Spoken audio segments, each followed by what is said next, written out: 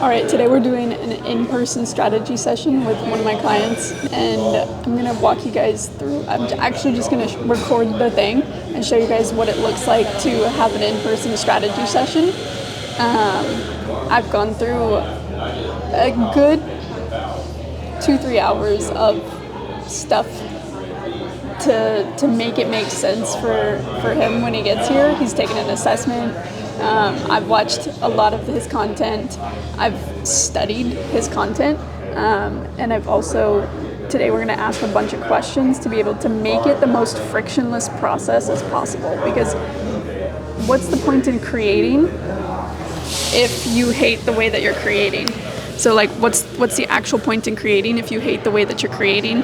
And if you don't have the right tools and if you don't have the right things, then it just becomes this annoying process. And one of the things that I've found is a way to figure out what buckets of ways in which you like to create, which ways in which you like to communicate, and how you want to go about doing that. And so being able to take everything, whether it's how you speak, how you like to speak, who you talk to, how to share your story, what technology you do have available to you or that you're willing to purchase, whether that's having a tripod, whether that's having an iPhone, it doesn't matter, but knowing which tools you do have access to, and the way in which you speak and the way in which you like to relate to people makes a big difference onto how we go about making a strategy that fits for you. Because like I said, every strategy is different for every human, and every individual is going to be it's going to be different. And the point of this is to show you guys that no one strategy, there's no such thing as a one-size-fits-all strategy. You need somebody that understands and can pick apart all the functions and then build something with you that feels like you, that makes it feel like your content is working for you instead of working against you. And so I, without dropping my camera, spent some time making it all make sense, and we're about to run this strategy session. So absolutely. I mean, do you have any tools or like gimbals or what's it called? There's things like this for your phone. I can get all of that. This is a really good one just for using for like Okay. your phone stuff. I will buy all that today if I need to. Because I told you, I have those in the car. Yeah. 2 little ones. I haven't done anything with these. Are they in the car with you? Yeah, they're in the car right now. It should be. Why don't we figure them out? Yeah, we'll figure it out. Okay. I was like, we'll figure it out so that you can actually use it. Okay. Because half the battle is knowing, like, that took me 2 seconds to set up. I think I brought it inside the house, but I will run and go check the car. Yeah. And I figured it won't take long either. No. I was like, once you have I'm pretty good at doing technology stuff. Also, in my house, I have like the whole little microphone set up, like a podcast set up. Yeah. I just don't use it. You get in those modes, but then again, it's a lot when you just try to do things all on your own. But if you have someone helping you, guiding you, or assistance, whatever.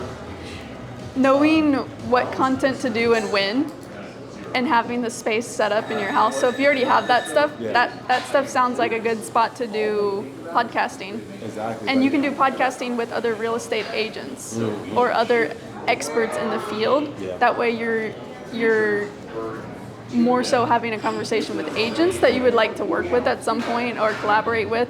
Now it's gonna work great. So I told you I'm purchasing a home. Yeah. And that home, I have my own office, like a brand new office. I'm about to get set up, and I'm about to do it all. I was like, And that's gonna be my space. I was like, you'll have that space to do more so.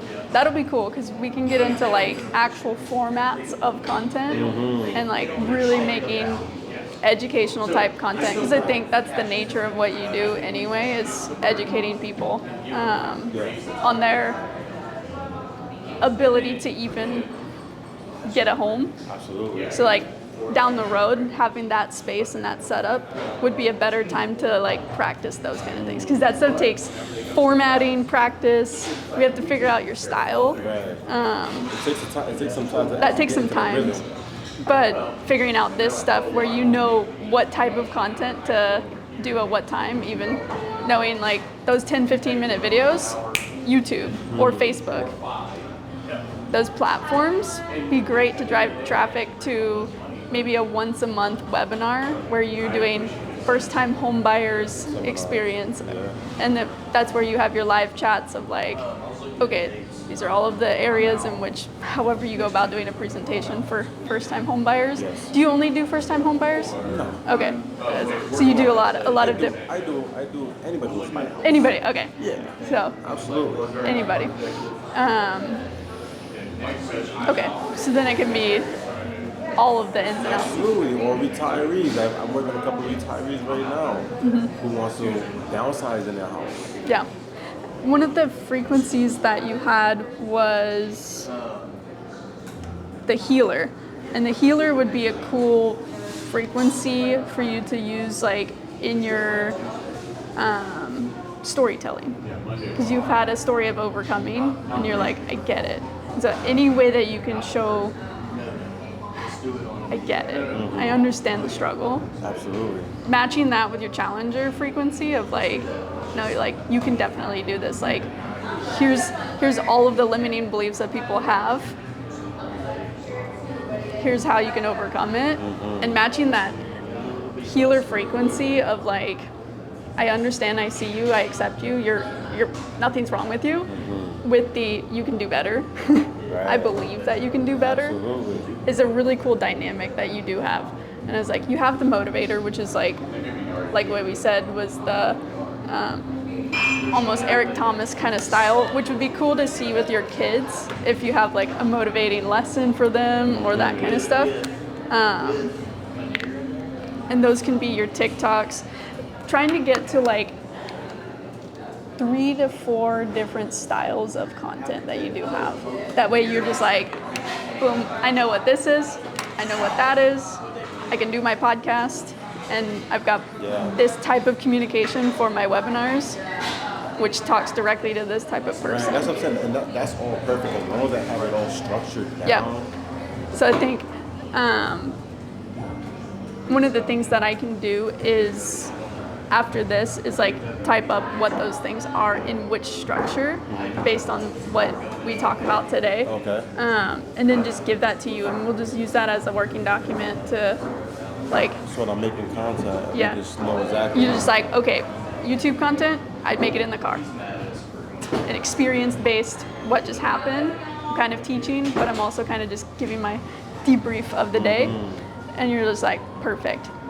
That takes maybe, once we get into the process of it, it shouldn't take more than like 10 minutes to record it.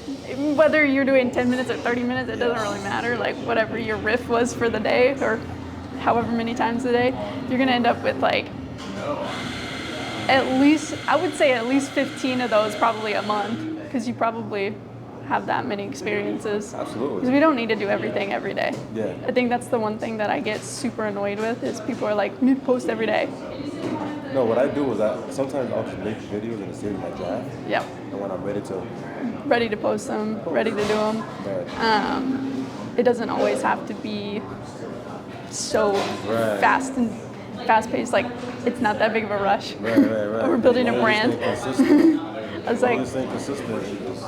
consistency over the long run, incorporating however you want to go about incorporating your family into it, whether it's like a once every blue moon you can add like family day in there, and it's like this is the family side that they get to see, whether it's a That's big true, because I've noticed it a while ago too. Like most people, they start viewing more of my stuff when there's family stuff included. Yeah. Why? Because people are just nosy.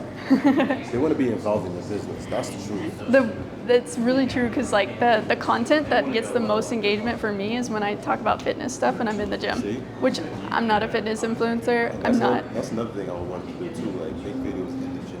Yeah. because that's nothing. I'm in there. This is what I use in the gym. This is probably one of the most handy things because I don't have to bring that. Gotcha. And I'll bring that every once in a while when I want to do something like more Because vlog style. That's another place I spend a lot of time. I'm in there every single day. Yeah. So I'm just like, why not just show people that I'm here every single day? You can set it up and you can just be like,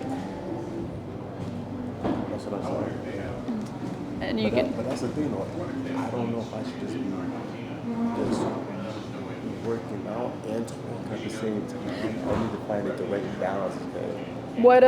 What's your goal with working out? Just staying fit. Okay. Being the best version of myself, because it's not about just being the strongest guy. It's not. Yeah. It's just something that just does me well. It does you well. Physically, spiritually, mentally. It might be one of those things where it's the inspiration hits and you have the tool with you, because I've learned that if I bring my camera with me everywhere I go, I know that if I'm in the gym and I have an idea to actually speak about. Like, this is something that I kind of want to. This is my class, but I want to kind of talk about my journey. Your journey, yeah. You know what I'm saying? Like, last spot was in January. That's in January? That was in just past January. Dang, dude. That was in January. So that was me. Yeah, fitness journeys play a big factor into. You can use this with your motivator. That's what I'm saying. That's why I'm like, you know what? My goodness. So I'm like, if I start showing people. And you can play into that with your family stuff, because you're like, I'm doing this not just for me. I've got family, I've got kids, I've got wife to make sure that I'm in the best performing. You get it. That's what I want to talk about. Listen, if I can do it, guys, you can do it Yeah. too. You know? That kind of content I think would do. You know, I'm very busy. Yeah. But it was just, I know I needed something to change. You know? So it's just like, I kind of want to put all of that to create my story, to show people different sides of it. Wow. Humans are dynamic, and that's what we're trying to show is the different dynamics of you through different dynamics of content. Because like there's a different way that I am in this dynamic than there is a different way than I was when I met you. Mm-hmm. Like I was just chilling here working. Right. So I was in work mode, but also connect mode. Because I'm like 100% like, I love connecting to people. When I'm in this mode, I'm like, okay, how can I provide as much value as possible with as many ideas in a structured format? Absolutely. And I think that sounds great. One of the things in branding, so this is like how I define marketing, and I can give this slide deck to you so that we can start to like work through it as well. But marketing is the generous act of helping someone solve a problem or seek to become. It's making change happen. It's not get the word out. Right. It's not steal somebody's attention. It's helping somebody to become something better than they thought, making a change happen. You make so much change happen. You put somebody in a new home, it changes their life forever. Mm-hmm. It creates memories, it creates experiences that they could never have imagined. And you also get to paint that picture for people before they get there. Mm-hmm. So your ability to weave stories of people that you've already closed deals with and like open up people's minds to the fact that like, oh, it's actually possible to do this. And sharing your story of like, you came here with $300. How'd you even figure out the next step after that? Because you've literally worked through the whole process. Yeah. So you know the whole process start to finish. Now you're closing on this home. You can talk a lot about the process with that home. And branding's the pairing. Branding's two parts. It's a pairing of things, and it's an intentional pairing of relevant things done consistently. So I think the done consistently pairing of family, your faith, your fitness, your Mr. Win persona. Family, faith, fitness, that's what I'm branding. I was like, those are your content pillars. and how you go about sharing them is like, okay, now in this context, I share this piece of content. And the law of 80-20 exists in content as well. So like 80% of the time, 20% of your work, 20% of your content is gonna reach 80% of the mass. yeah. So it's like 80% of the things that you do for this one type of content, whether it's YouTube, might be the car riffs, but like 20% might be like, okay, 1 week we went on like a family vacation and I took videos, and it's like a family vacay video, and people would be like, that's cool. Yeah. But you don't have to become a vlogger. You're just like, right. oh, these are cool pictures that I took of a family trip, and I just wanted to share with you guys. And that's like 20% of your content. Gotcha. But that's just like another like. That's the thing, like, so we have like little vlogs. Like we have a couple YouTube channels. We have a bunch of random videos. Me and my It's family. like putting them in the right space for the right things to work. Right. So that's the thing. Like I have so much. But it's all about me just having someone to say, okay, this is what we're gonna do. This one, do this, do that, and then just do it. Yeah. What do you want to start with? Do you want to start with TikToks? Do you want to start with? I'm already doing TikToks. I know. So I figured we can just continue to run off that. Yeah, the TikToks will be cool. I made the list. Because what I was thinking was every video that I have already, like on my TikTok, I'm about to just make it a reel on Facebook. Yes. And the videos, all the videos that I have on TikTok, I'm just gonna put on my YouTube channel. But the thing is, it's gonna be coming to YouTube Shorts because it's not at the wide angle. Yeah. It doesn't look as good. I would venture maybe recreating them, like not necessarily taking them from TikTok because the platform it might be. So like redo the video. Redo the video. YouTube Shorts. Because I feel like the way the video is, the long way, it's not gonna look good if I upload it on a YouTube channel. Yeah. It will. Because It'll should look be good this on. way, not that way. You can do YouTube Shorts. So That's what I'm saying. Yeah. So you can just transfer the TikTok content from YouTube, from TikTok to YouTube yeah. Shorts, and then let your like car talks and the family vlogs or whatever the other content that you do have that's horizontal. That's what I was like. I have one friend right now who's like, I just need to figure out how to make better content. I'm like, dude, stop making all of your content vertical because you can't use it for anything Right. that's useful. I would like to see maybe like page 2, So this was my old YouTube page. That's perfect. You know, You got 900 views. You get some good views. What was that one? that was an apartment tour that I just did. And finding some of the outliers. What's your YouTube channel? Just my name, Delwyn Joseph. Okay. Finding the outliers and recreate. Used to rotate like the whole located King of Galleria. Today we are at Caroline Uptown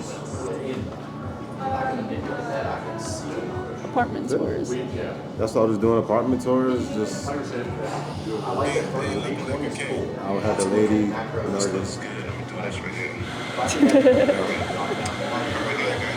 I just try to have some fun with it, you know. I don't try to make things too difficult.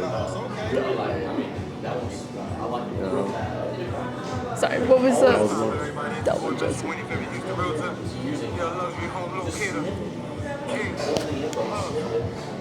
I'm gonna Stairmaster. See, Stairmaster might be a great place to do riffs because you're still working out, but you can talk, you can communicate. Absolutely. So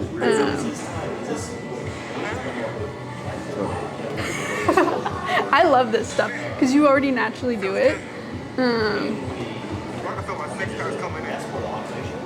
And that can be. there's so many. I promise you, since I started putting things on YouTube or in the world, now you got random Delwyn Joseph. There's no other Delwyn Josephs in the world. I'm the only Delwyn Joseph in the world, and I have it. I have it. Oh, Delwyn. Yeah. There we go. Okay, that was. So like this kind of stuff in the gym, and then mixed with, like, it's like having containers for your topics. Right. I gotta have different buckets. Okay, this is gonna go in this bucket. So instead of having like, they're like content buckets in containers. So you've got your type of content the type of communication style that you're doing in the right content. Sorry, I'm getting it. Type of frequency that you're speaking. So the motivator frequency in the gym, talking about the gym, talking about getting better for your family, is gonna hit with somebody that maybe not ever have anything to do with real estate, but they're like, I like this guy. Right. So that might open up doors for something way different, maybe a podcast, maybe something that, but that's not your main focus of your content, but it's still a piece of you and you want to share that piece. Stairmaster might be a great exercise. So maybe you use the Stairmaster twice a week. You at least know, riff on the Stairmaster. And then you can just go on with the rest of your workout. That way it's not interrupting, it's part of, you're like, if I can accomplish 2 things in one every single time when it comes to content, that's a win. I was like, Absolutely, that's a win. Apartment tours, home tours, those would be good little like 2-minute, 7-minute videos for YouTube. So you've got home tours. So home tours, that's an idea. Home tours. Also, I could even do a video when I go to church on the weekends too. Yeah. If it's something that your kids like enjoy, and like for me, my family's like, don't record me. So like, I'm like, okay. Say the what? They're like, don't record me. So the only way that I can get around it is like if I get little clips here and there. Yeah. I'm like, oh, that's my family, but they don't want to be in it. Gotcha. But some people's families are like, dude, let me be in it. Oh no, no, we all for it.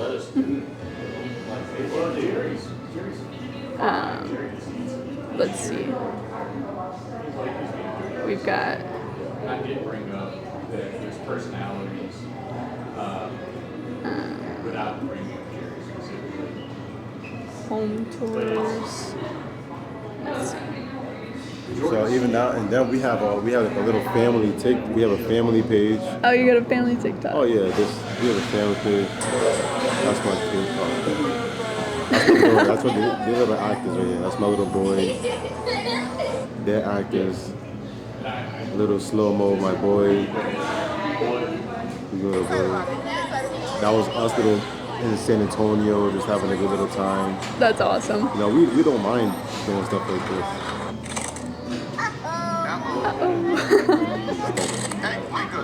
You know, I was in the plane. You know, we just. That's awesome. He's adorable. It'd be cute with like your kids wearing your hat, Mr. Wynn. Yeah. Like, all right, Dad's talking to him. Dad's talking. So yeah, you know, we all about being active. So my wife, she did a little vlog, a day of the work of a nurse practitioner. Okay. You know, So she's into content oh too. yeah, she wants to do stuff like this. She loves doing stuff like this. You know, and I was even to myself like a day, maybe do a day in the life as a realtor. Day in the life of a realtor. You know.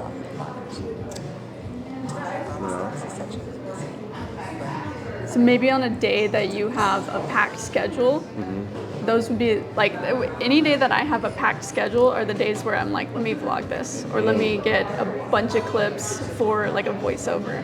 That way I know that like A bunch of clips, right? of each little thing, because my day's already packed anyway, and it's just a one-time thing, and I don't have to do it every single day.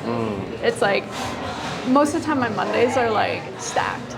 So Mondays are the day when I'm like, okay, I'm like on it because I'm like I have to be. Yeah.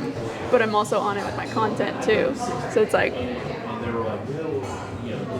when it's vlog day or when it's like a short day in the life reel, just pick it on a day that's stacked. Gotcha. With one of these or like just an easy way to do it. Yeah. Then you're like, all right, got my content. It was a great day. I'll edit that another day. Yep. And But you have it. but you have it. Capturing the content versus editing the content versus captions, totally different story. Gotcha. Let's see. Google Docs. What do you think about, like, I think at some point having like a series of content where you're like, I came up with like car chats or something like, what ChatGPT helped me with? What was it? Definitely like the car chats. It's easy to. The open door, quick keys, let's see. Drive and discuss, quick stops, fast lane talks, chats and move, the shortcut, keys in motion. Keys in motion is kind of like play on words, cars. And, Oh, okay, gotcha. it's like your keys in motion talk, or like the open house. Open houses. So even like for example, like this week I have 2 closings in one day. Now, I don't know if I'm gonna make both of them at the same time. Yeah. But that's gonna be a busy day right there. Yeah. 2 closes in one day. I mean, that's a big day. Yeah. Yeah. Am I gonna be able to make both? I don't even know if I'm gonna make my own closing. You know, from my own house. So, and that's another thing I kind of wanted to do, like videos even after closings. You know what I'm saying? Videos of the closings. Yeah, like Yeah. little snapshots. So that's all content right there.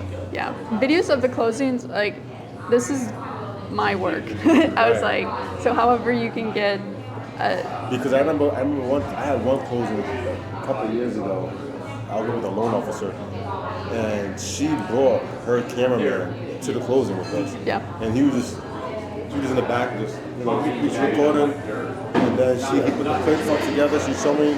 It came out dope, you know what I'm saying? But that's good content for her. Yeah. Because it was promoting her as a loan officer. It was nice. I'm like, oh, that's dope.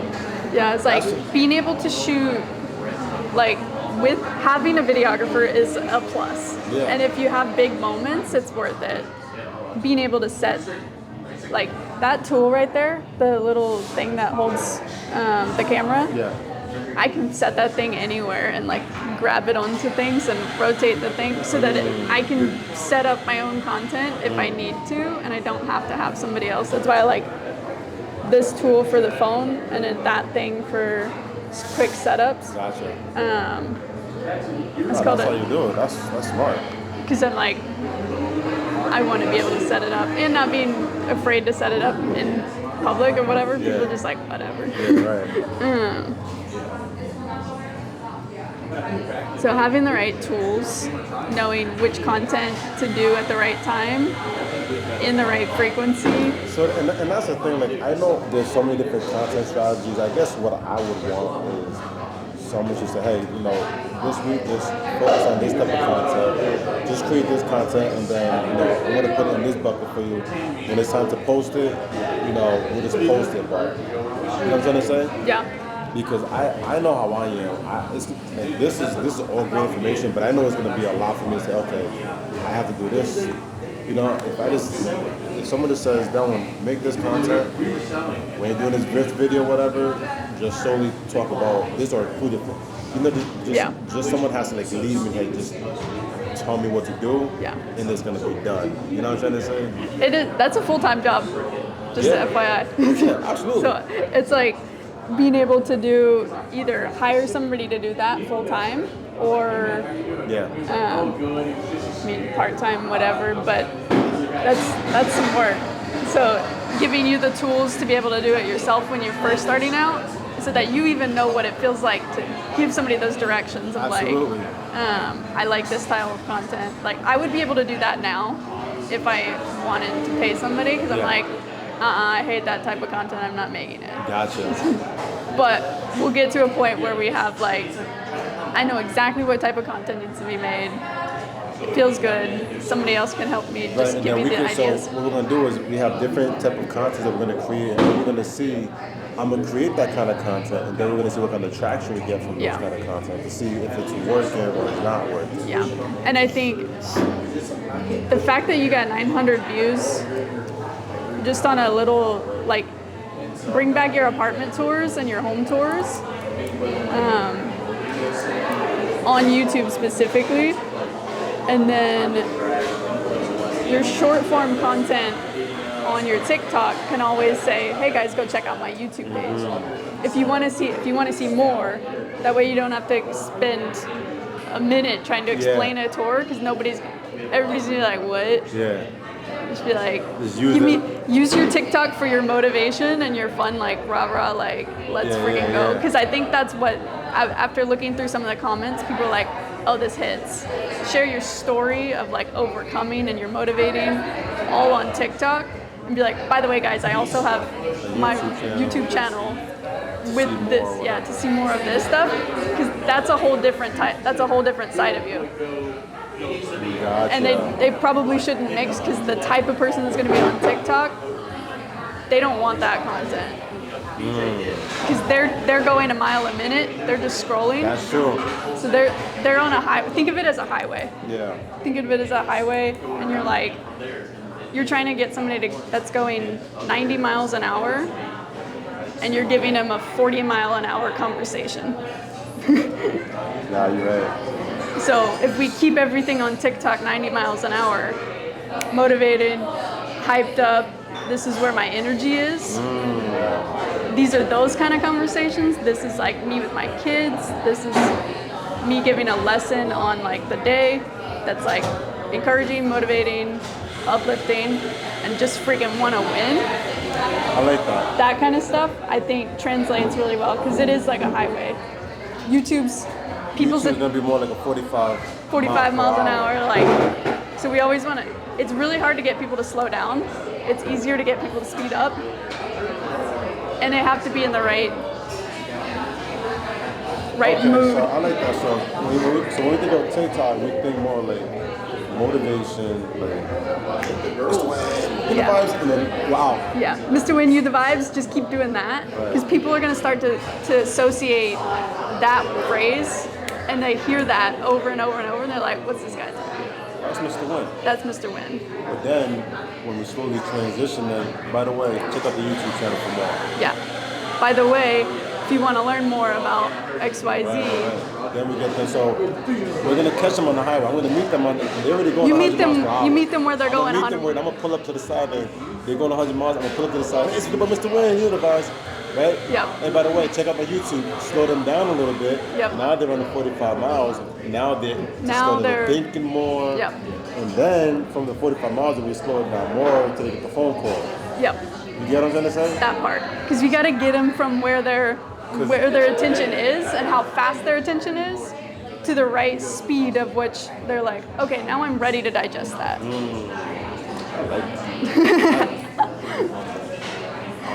I was like, what analogy can I come up with this? Because it's so true. Like, I like that. That's perfect sense.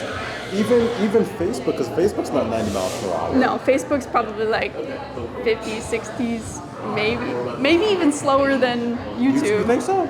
I don't know. I'm feeling like I'm thinking right now, because it depends on your people. Who do you think? Because like my grandparents on Facebook, so like all my people that are on Facebook are like really slow and like they're just there for family stuff. true. But that's just that's not everybody's. Gotcha. Everybody uses a platform slightly different. That's just how my family does their platform. But my generation doesn't actually use Facebook much. We're using Instagram or... I figured. But Yeah. But the Facebook, that's where the money is at. Yeah. Because a lot of the older people have Facebook, my mother. Yeah, because my all the aunties, people without money. with money, so Baby you should be boomers. on there. That's why I'm like, I'm not letting it, 'cause I know there's people like that. Like, I recently had one of my old church teachers reach out to my comments. Like, hey, how is your old your Sabbath school teacher when he was a child? When I was like, she was like 7 years old. Oh my gosh, I've got to see You're like, you. She's oh my God. and she has a house in North Carolina, but my whole point is that she's older. It's not like Yeah. someone that's young. One of my boys reaching out to me on Facebook. Yeah. So they're gonna hit me up on Instagram or TikTok or something like that, or Snapchat if I had it. Right? I was like, Okay, so I like that. so TikTok's super fast. School community, if you do make that, is more of your like, let me protect you guys. Like that's where you're like, let me make sure you guys have the right information. Let me go to bat for you. Let me figure out which piece of the puzzle that you don't know yet that I can be the expert for. It's a lot slower of a form of communication because people are just there, and they're going to be there for a long run. They're there until they buy a house from you. So it can be slow and educational and step by step. That could be a little bit more when you have your studio or whatever, your home, where you start to like, here's even the process of buying a house. You know, so funny with my school. The reason why I actually thought about the school was for the sales trainings that I do. Yeah. Not for real estate. Okay, sales trainings. I was gonna use that to do like sales trainings and just getting people to learn customer service skills. Even better. You can use that as a whole different thing, and that can be a value add to people on your podcast. If you ever do podcasts, you can just like automatically accept them into your school community and be like, here's my sales training. Right. So that's something I love doing, like teaching this. Yeah. So like teachings and trainings, even if it's not for real estate, it's still part of your overall brand. Right. Like that's still very important. So totally different strategy, but that's just a subset. That would be where that information is housed, and you can use that in a plug for your YouTube. Or, by the way, guys, I also do sales consulting, and if you guys ever need any help, they're gonna start making tiers to it, so you can have a free section and a paid section. Okay. So that way you can grow that ecosystem as well. And you have a place to send somebody with resources and things that you're like, I know that they're good in this spot. Right. And they're not the same type of people that would ever watch your TikToks. Because they're like, I don't care. They're like, I want this Delwyn in this place showing up this way. And so if we can show up in the ways that people expect us to, we're just playing a role in every aspect of it. Exactly. And then there's also LinkedIn. LinkedIn, yeah. Now, LinkedIn, I feel as if all this content wouldn't be good for LinkedIn. LinkedIn's starting to get more into video, but it's few and far between. If you can get LinkedIn videos that convert, people are like, whoa, somebody's actually making LinkedIn videos and it's working. Like, it's starting to become more of a social media platform, and I've been doing some due diligence on LinkedIn because I've been doing some like consulting for travel business, and so I'm still learning that whole like landscape. Nobody's really figured out LinkedIn yet. I think that's the one. We're gonna have to figure it out. I was like, we can figure it out maybe with your sales consulting, maybe B2B real estate, or because you're not B2B, it's more B2C. Well, business and business is so much Sales, yeah, all of that stuff, that type of content, creating written and video for LinkedIn, specifically for that stuff. You can drive that stuff to school, and then you have those people there. You can drive them to your YouTube for longer form.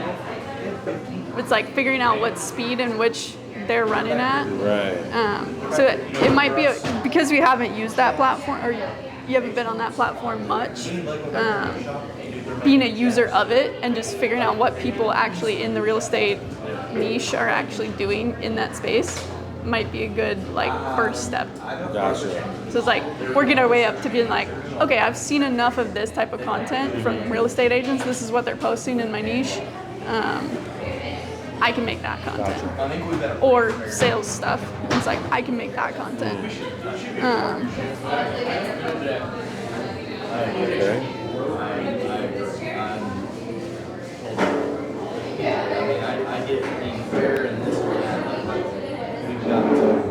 Learn to sell like a pro. This one got 1.3 thousand views. This one got 8. I wonder why. One has 9 views. One That was the has, first one.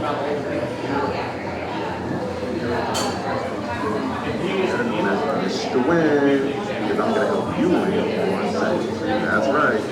Let's be real. The reason why many businesses are failing or struggling. That was my little microphone I got in the house. I was a poor performer, and I turned myself into a top performer. How? I was a poor performer. Sales training. That was it. Okay? And I know this is true because I've also helped poor performers become top producers in their field. So whether you are a beginner, you're an amateur, you're just getting started in your same job, your career, or you're a seasoned professional, you're just looking to, The vibration that you're speaking at, though, hits for anybody that actually wants to listen to it. It's like, we can get better at post-production or like, but you have the natural charisma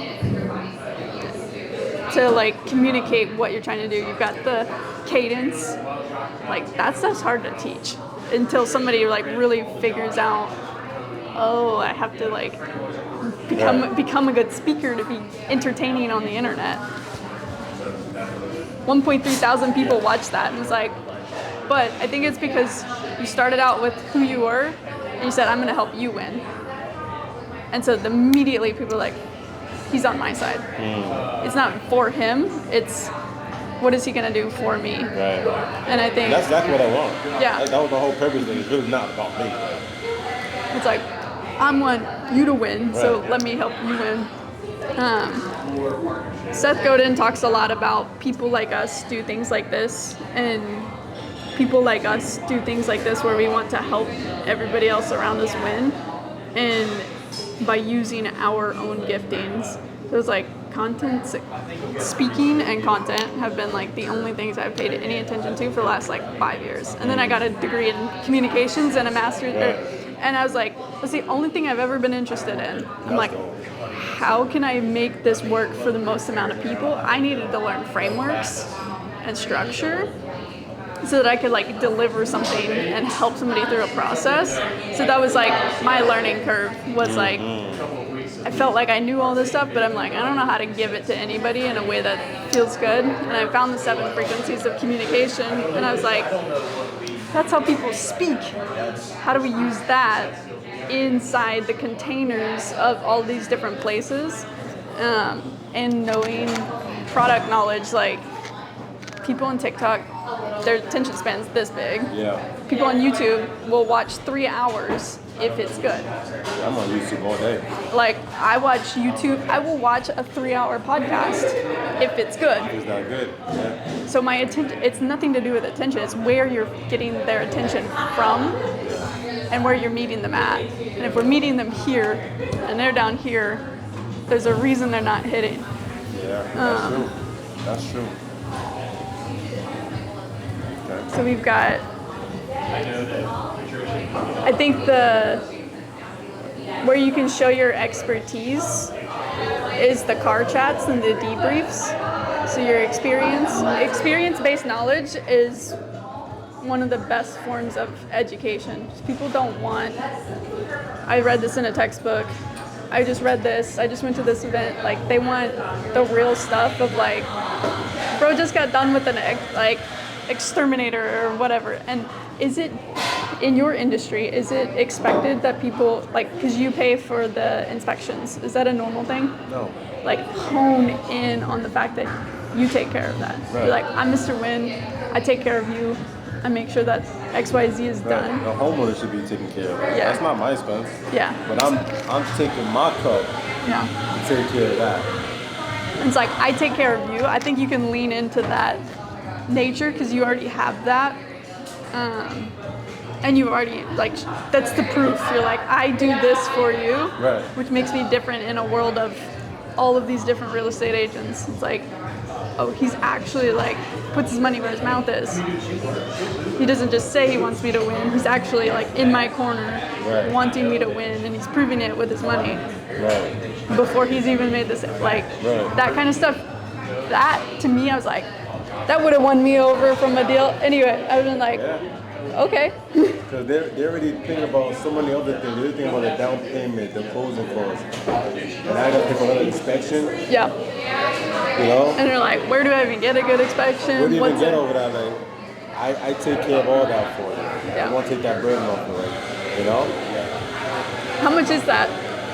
So the third party inspection is $375. Okay. So it's a good chunk of change, yeah. Yeah, 100%. And the thing about it, it's coming out of my pockets Yeah. before I even get Before paid. you get paid. So it's $375. So let's say you're my client. Yeah. The builder is gonna do their own inspection, but I want to hire my own third party Yeah. to see what we see, Yeah. and then I get you your inspection report. We bring it back to the builder, and they're gonna negotiate. Okay, we're gonna fix these things for you, Yeah. right? And they fix it, but how do you know if they really fix it or not?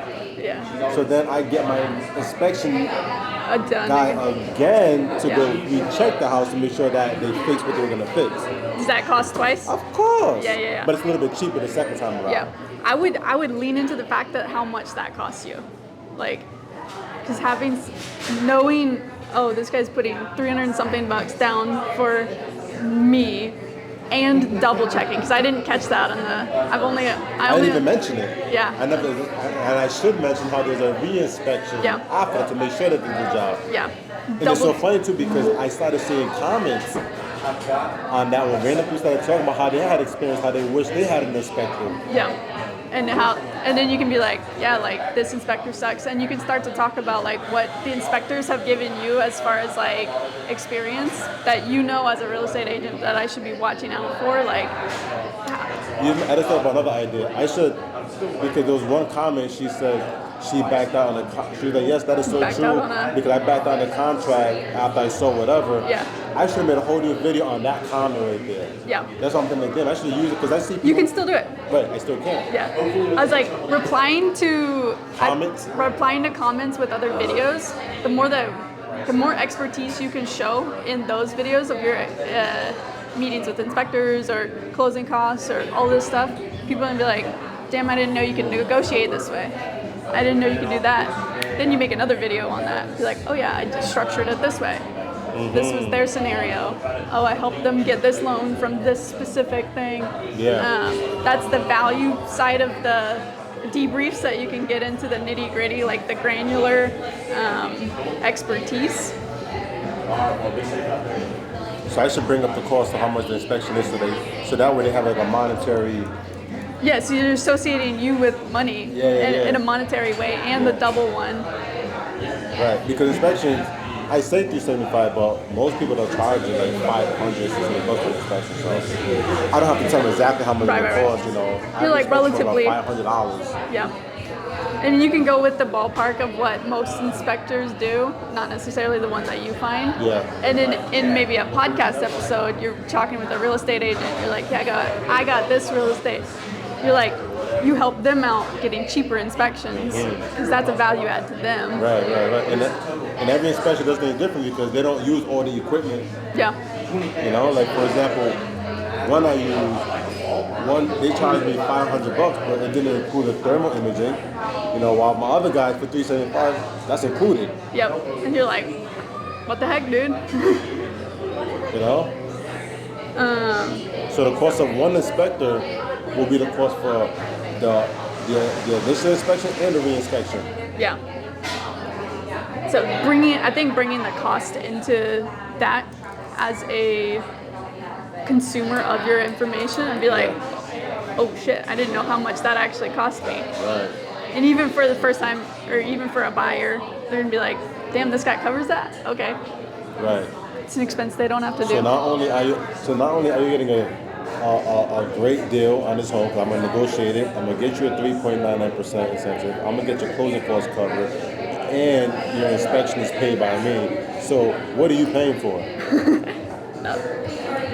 All you're paying is your down payment. Down at the end payment. of the day. And you're like, got him a good price Right. for them. You're legitimately saving like almost like another. If you're spending $10,000 in down payment, you're already saving $10,000. Yeah.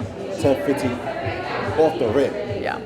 I think getting more into your numbers would paint better pictures for your individual people watching. Yeah. And then that stuff later, like when you get the office and we start doing like thinking more about like formats of content, like educational bucket, fun bucket, like those types of different content. Those would be really cool to be like, here's a stack of cash. Be like, this is how much I got. Gotcha. Like visuals. Absolutely. And I really want to do is I really want to make some content in the new construction homes too. Yeah. So I could be able to make like this talking about some rates for my prices. Cause I want to be in front. Cause if you see these established realtors, they're making like nice divisions in front of the house and stuff like that. I want to do that as well. Yeah. Too. I think having a tripod and maybe this costs like But that's not something. I know they're not recording this. They actually have a. I know they have a videographer. videographer. Oh, okay. But there's some you can just. There's some like if you have, it depends on where your costs are. Because like having a videographer every time you do one of those things is gonna cost you like $500 every time you do something. So realistically speaking, how much would it cost to go do videos? Anywhere from like. Because you have to have, it depends on how you want to edit it. So like your videos would cost you anywhere from like $750 to $500 a video. Because you need an editor, you need somebody to shoot it, somebody to script it. Gotcha. If you had the script and if you did all of the upfront work. If I have the script, I just need someone just. And if you just had a shooter and then it's like simple edits, then $250, cheaper for sure. It's like which part of the work do you not want to do, and which part do you need? It kind of helps. Like I think for me personally, the scripting is easy. It's more of just having some manpower to do it. Just to shoot and the manpower to have someone assist me. Hey, give me some guys. Hey, maybe take a video right here, or just more like a director. You know what I'm saying? Yeah. Not a director. They're not directing, but they're your creative strategists. You're just like something simple because I can come up with scripts. Yeah. That's easy. It's like that takes a lot of the upfront. Yeah, but I think what it is really the editing, because even if I take videos of my kids and stuff like that, I know how to take a video. Right. I actually want to do. I want to do everything. You're like, I know the skill. I know how to take I enjoy taking videos, but when it comes to the editing, I'm like, man, I just go I'm gonna send this video to someone on Fiverr, and they're gonna edit it out for me and do a really great job. I have a friend who does real estate videos specifically, and that's like his niche. Okay. And so, as an editor, like if you do have, Do you edit? I can edit. I would rather shoot than I like editing. That's perfect. So how much would you charge just to shoot? If you just did like, I'd do $100 a shoot. Okay. So like make it super simple for the shoot.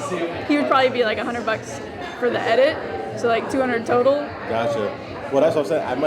I think I need someone just to really just to shoot. Yeah. Well, I think I could find someone to edit. Yeah.